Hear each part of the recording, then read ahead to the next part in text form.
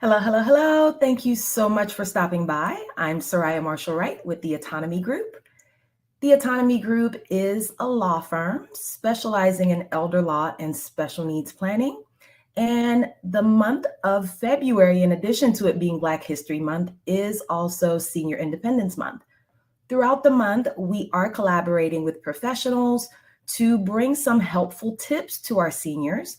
And I am very, very excited to have Miss Jenny Pierre Renville joining us today.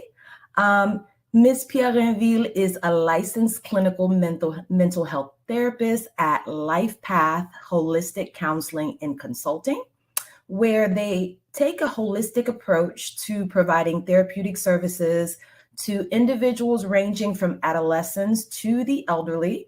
So I'm truly excited to have her join us to provide some tips to our audience. Good morning, everyone. It is a pleasure for you all to have me here, and I am happy, glad, and blessed to be here to share some tips with you all for this month. Awesome. Thank you so much. So I do want to have you start by introducing yourself and telling us a little bit more about what you do. But before we do that, I have to ask, with a last name like Pierre Renville, vous êtes haïtien? Oui, and I was like, oh my God, I was just so impressed. You don't understand how impressed I was. I was like, oh my God, this is like the first person who said my name perfectly. Correctly. Merci beaucoup, chérie. Merci, oui. Julian, I am excited for more than one reason. I was sitting here reading your bio and I was like, oh my gosh, she's from Port-au-Prince. I'm so excited. So, of course, in Charlotte, I know our community exists, but we don't really get to run into each other very much. So glad to actually meet you virtually. This is truly a blessing. Thank you so much. You're Absolutely. welcome. So please do tell us a little bit about yourself and about your services, and specifically how you assist seniors in this space. Definitely. I am a licensed clinical mental health therapist. I've been a psychotherapist for about 5 years now. I'm in private practice. My office is in Waxhaw. I actually provide in-person services in office, also telehealth. But I have two special components. One of them, I do provide immigration psychological evaluations. But in this regard, I have a special niche where I work with the senior population. And with them, I've actually was an executive director in long-term care. I've worked for Sunrise, Brookdale, and senior level positions. And also too, I am a dementia practitioner. I can actually certify people to become dementia specialists. So this world of working with the elderly is truly a great part of the work that I do. Right now, part of the niche and the work that I do is go to those seniors in independent living who reside in independent living and even in their home who cannot come to the office or who have telehealth challenges. As we know, when people get to a certain age, you just don't want to deal with all of that, right? So I provide a special service where I do bring counseling and therapy to them. So I do have a broad experience with working with this particular population, which they are dear to my heart. That's awesome. So I'm so excited to hear that. So what exactly made you decide to pursue specialized training in Alzheimer's disease and dementia care? Besides my grandfather having it, and in our culture, and especially like in African culture, Caribbean culture, we see that when the elderly become older, oftentimes they call them witches. Oftentimes they don't know how to relate to them. They do not know how to respond to what's going on with the disease process. They think, oh, it's old age, they're crazy, or something's going on with them. And I know in Africa, a lot of people are deemed to be witches when they start to display and manifest certain behaviors in their older days that are not people are not, used to seeing. Right. And I know from personal experience, my own grandmother actually had Alzheimer's, and all I knew as a kid was that they said she went to New York and the cold, It's and you. and she couldn't do much anymore, and she was just, the Fredzy is what took over Yes. and caused all these issues. So it's Yes. good to have someone who both understands the disease and also understands the culture. So I'm sure you're able to kind of relate to a lot of people in this space because of your background. Absolutely, most definitely. I love the education piece of it, to educate people on the disease process, what that looks like. It is not a normal part of aging. However, we can respond to it. We can educate ourselves and respond in a favorable way to those who are going through it. And also, too, I find that the children of the people going through it, it's very difficult and challenging for them. So, providing counseling and education for them, explaining to them what those 7 stages of Alzheimer's look like. There's over 100 and something dementias out there, what the differences are, what that looks like, what maybe the future might look like for mom or dad or a grandma, you know? So, Yeah. that piece of it is very important for me, because I find like the senior population, they have been pushed to the side, right? And by society, they've been pushed to the side and they are no longer valuable or important. So it's like I want people to know that even with Alzheimer's or dementia, there's still purpose there. There's still a lot of vibrancy and hope, and there's so much more. It's just a different facet of a lifetime the person has to go through. Like when you were a child, that was the facet of life. Teenager, that's a phase of life. As in adults, we're career people. This is the phase of life. Well, this is their phase of life, but it's still purposeful and there's meaning that we can find in it. I love that. So I am a huge proponent of therapy, and I I can't stress enough how important I think it is. But in your line of work, how have you found that therapeutic services change for individuals as they transition from this working phase of life to just kind of really trying to figure out what their new purpose is going to be, since they don't have to go to work or raise children or do the normal things that would typically give people purpose? Definitely. Life transition is really a challenging thing. And I find that whether it is the place of retirement or the place of people living in independent living, senior homes, and all that, right? It is a challenging thing because, again, it comes with a lot of un, unsure. They are unsure, right? Unsurety, right? Um, it's, I find that the people who have come to me, it has always been a sense of hopelessness that I don't belong anymore. I don't have purpose. So, therapy, what therapy does, and what I have, and how they also have expressed to me, therapy helps to bring some kind of reorientation to what we were talking about before, helping individuals see that this is a different phase in life. It's not the end of life. It's not hospice, right? It's not the end of life. It's a different phase of life in which you can find meaning and purpose. Okay. Where all those losses, because seniors face a lot of losses. You talk about loss of spouse, siblings, friends, many of them homes, they have to downside, size, and different things, right? So coming to a place of therapy and finding and understanding that the meaning of my life has not ended. This is just a different phase. And I can make meaning where I am now and finding purpose with where I am now. It's discovering those things that I do like, that I do enjoy, focusing on my mental health and my independence is going to guarantee, you know, purpose and meaning. So I hope that answered the question. Yeah, absolutely. Yes. So I know that, and I want to kind of hone in a little bit on individuals with dementia and Alzheimer's, because Mm. a lot of times their loved ones, the caregivers, the Yeah, children, they're the ones, honestly, who are dealing with the brunt of it. The absolutely. person often is unaware of their actions. They may be acting erratic or whatever the case may be, but Mhm. they have no clue. It feels normal to them.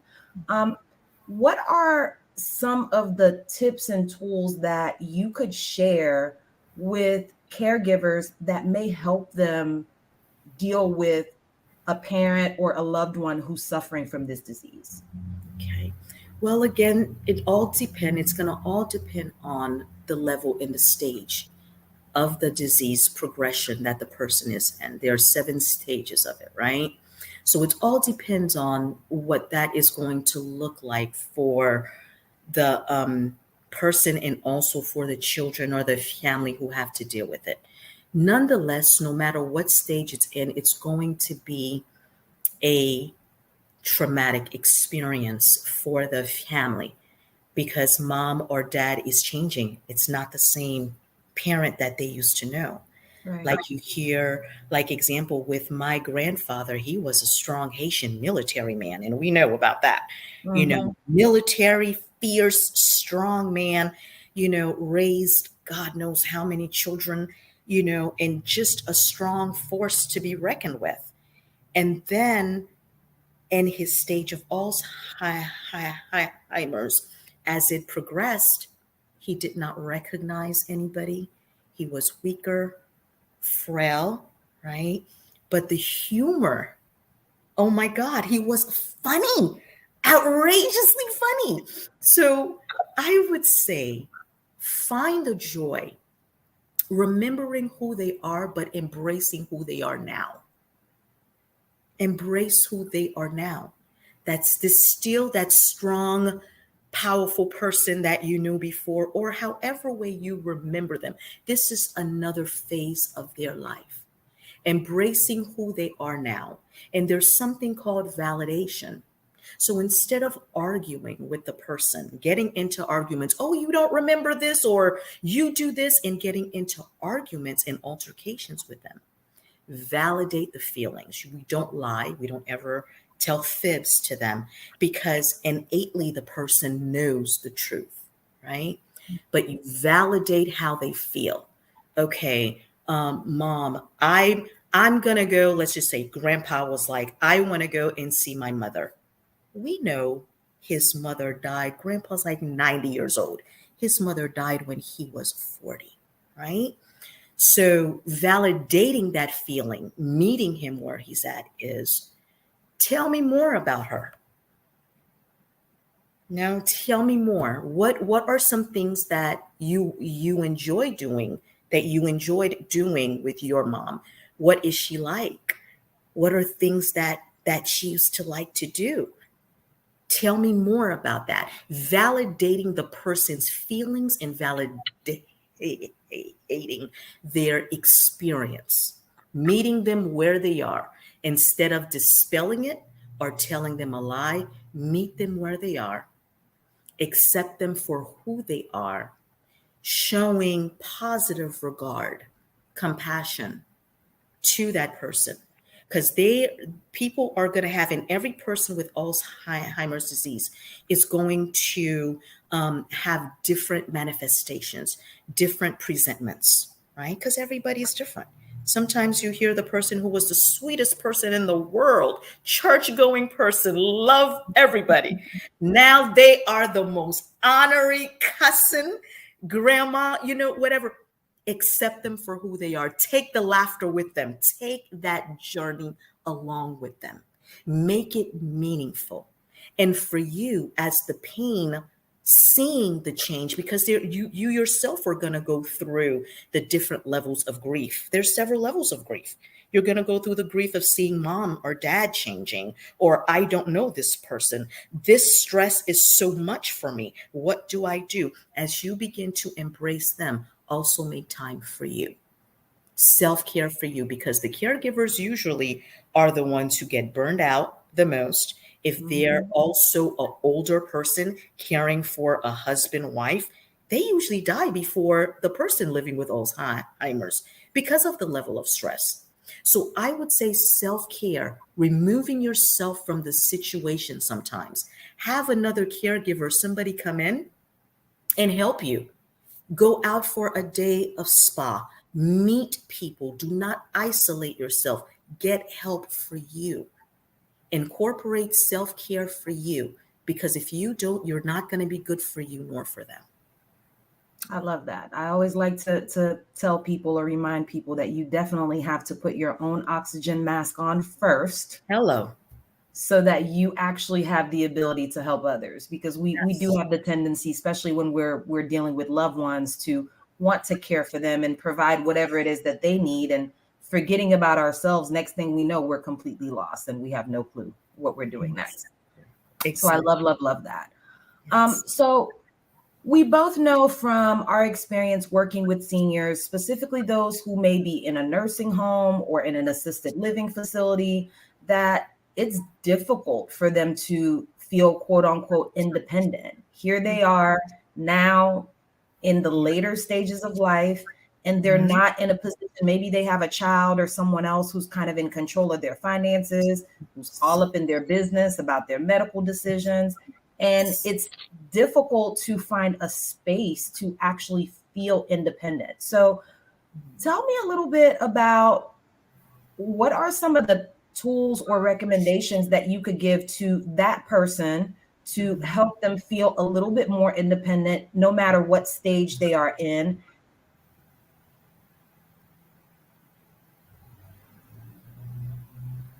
Help them continue to feel independent, even if they're not necessarily perceived that way, depending on where they are.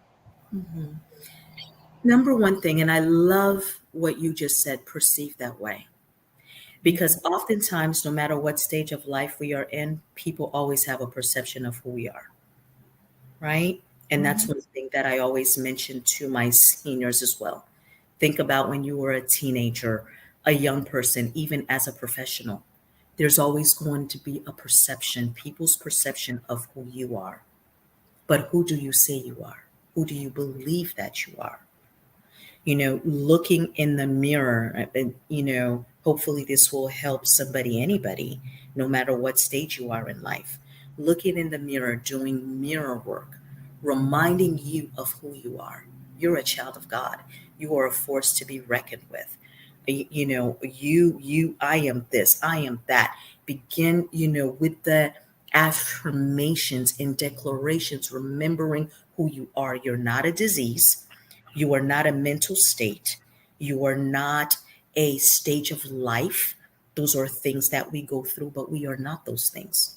So coming back to center and remembering who we are, reminding ourselves of that. And that's something that is precious. That is a precious creation. There will never be another you ever on this planet ever again once you leave, right? And also, I would say do things, be active, engage, get involved in social activities, engage in the activities that's in the senior community there. If you're still able to drive, go and drive, go still meet up with friends, or even if you don't, like still do things, whether it is where you live or outside. Do not isolate yourself. Isolation is a really bad place to be mentally, emotionally, and spiritually. So you want to always surround yourself with people. You want to still be able to do things that you can still do. There's a saying, if you lose it, if you don't use it, you will lose it. So continue Yep. to balance your budget, even if you're not balancing your whole budget, of course not. But if it's a smaller budget, do it. I would say learn things, learn something new every week. It will help with cognitive brain function. Exercise. There's a lot of different things that can be done. And I think nutrition is such a huge factor as well. being mindful of our nutrition, exercising, not in social isolation, not getting into social isolation, but to engage with others in any way that we can, reconnect with people from your past or friendships here. And also, I'll say forgive, forgive Mhm. others and forgive yourself, because oftentimes the things that limits us from our independence and our freedom is because we have a rigid mindset of how things should be and how we should be, a should have, could have, all of this kind of thing. And that same mindset we have on ourselves, we've imposed it on others. So free yourself from rigidness, forgive yourself, allow yourself grace, right?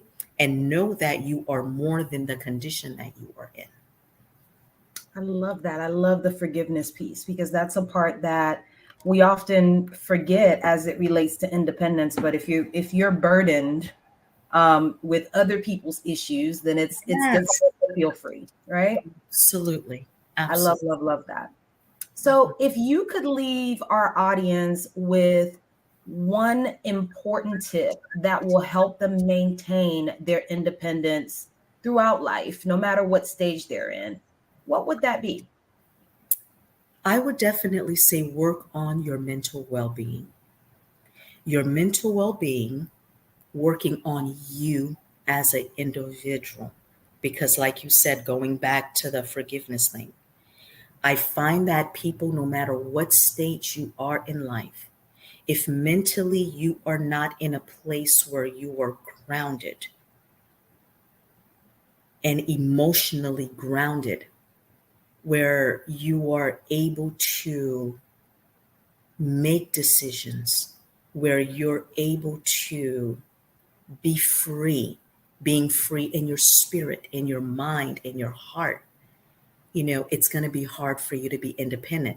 Independence might look like to people, oh, I'm walking around, I'm doing all of these different things for myself, but you're bound because Mm. there's other areas that you are bound in because mentally you have not allowed yourself to be set free from old habits, from, regrets of life and different things that hold you bound.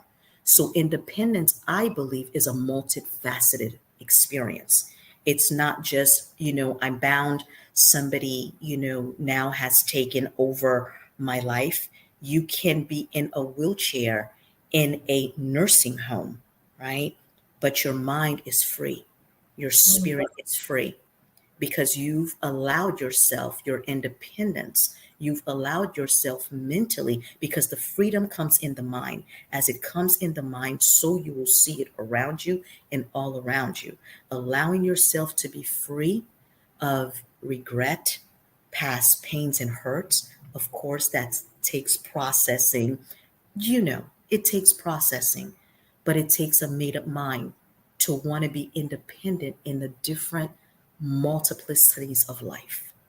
So I that's what love I would say, work on yourself because you are the most important being. I love, love, love that. It takes a made up mind. I think that's going to be my takeaway. To be independent, you've got to make up your mind that that's what you want to do, and then everything else will kind of follow. Absolutely. Love, love, love that. All right, Jenny Pierreville, if individuals want to touch base with you, connect with you about your services, how would they reach you? Absolutely. My practice is called LifePath Holistic Counseling and Consulting. I am actually, you can pull me up online. My website is LifePath Holistic Counseling. My phone number is 704 899 1555. And email address for me is info, it's like information, info at lpccompany.org. Info at lpccompany.org. Awesome. Now, I do have one last question. This has nothing to do with the series, but I just have to ask, where can I get some good Haitian food in Charlotte other than Miss Dee Dee's food truck? Do you know? I do not. there are there used to be a Haitian restaurant that was off of Monroe, but that Yeah. closed. That place closed. There aren't any Haitian restaurants. It's just Miss D eating truck. And of course, if you got a good friend or an auntie that can cook. Oh my goodness. Well, I'm out of luck, I guess. Well, I You know, thought I'd ask anyway. I think I asked every Haitian I run into in Charlotte, like, where can I get some good Haitian food other than my kitchen? it's tough. It It's really is. it's tough in these streets. It really, really is. Okay. Well, at least I know I'm not missing out on anything. No, you But are not. thank you so much for stopping by and chatting with me today. I greatly appreciate your time and all the tips that you've shared. And I really look forward to us connecting again really soon. Absolutely. It was such an honor and a blessing. Thank you for having me. Thank you. Thank you. Have a great one. Have a great one. Thanks again. Bye bye. Bye.